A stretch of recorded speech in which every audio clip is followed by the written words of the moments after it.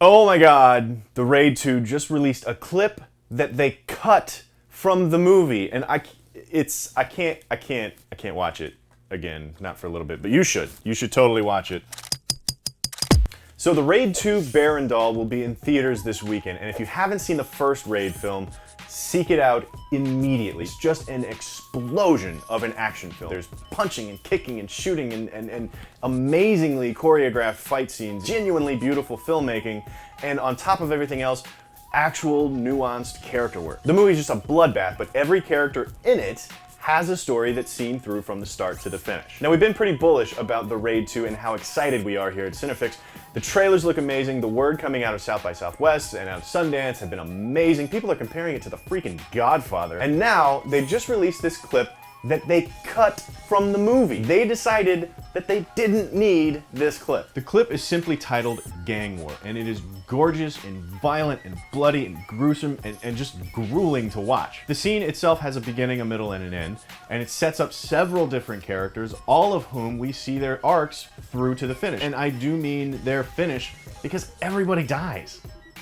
It's insane. But the scene itself is so beautifully choreographed. It's a prime example of director Gareth Evans and how he feels about action itself. It's never action just for action's sake. He's actually spoken a lot in interviews about how every action sequence needs to tell a story, about how each character going through the action sequence needs to have a goal and something he's working to, and that goal can change or be missed and then reached again and altered in different ways. But within each of those sequences, there is an A to B to C story to tell. And this is what makes good action so compelling. It's about the characters working their way through it. It doesn't matter how many guns are fired or how many robots turn into cars or how many American flags are rippling in slow motion behind the robots while they're turning into cars. None of that matters. What matters is connecting to the characters while they're in the thick of the action. In this clip, for example, we meet a really young member of one of the gangs who's getting ready to go into his first firefight. One of the older members is trying to give him some advice, and he says, just trust your instincts, and we can tell that this young kid is really scared. And then when he gets into the action,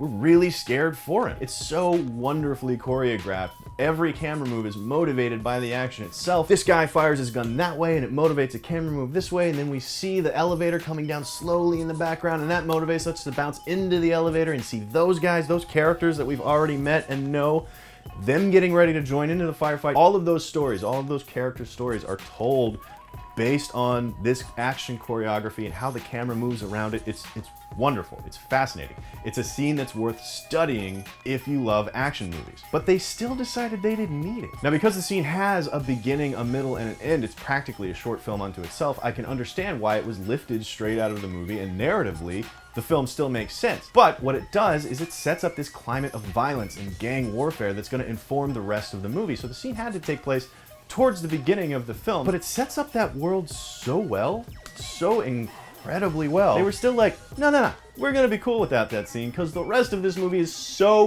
badass. Like, just think, this scene that is so good and so grueling and so tense to watch and to sit through. Like, honestly, I'm not gonna watch it again for a little while because, like, it's rough, it's tough, but it's such a good scene. They don't need it. How amazing is the rest of this movie gonna be if this scene, this amazing scene, they don't even need? It ended up on the cutting room floor because the rest of the film is that strong. Now, I was gonna go see this movie this weekend anyway, but now my hopes are like too far up. Like, I need to pump the brakes a little bit here. So let me know what you think of the clip in the comments below, and let me know if you're gonna go see The Raid 2 this weekend just like I am, because I'm super freaking pumped. Come back next time for more movie news on CineFix Now.